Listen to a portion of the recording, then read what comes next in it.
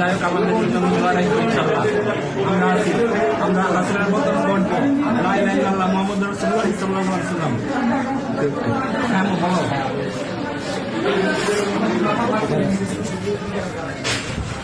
উনি এখানে মৃত্যুর সাথে লড়তেছে, ওনার আম্মু ফোন দিতেছে। আমরা সবাই বন্ধুরা সাথে আশেপাশে এখন ছাত্র দল কিছুই আসে নাই। আমরা সবাই খুবই সাবধানে আছি, তুমি চিন্তা করে না, আমরা সবাই সাবধানে আছি, আমরা সাবধানে আছি।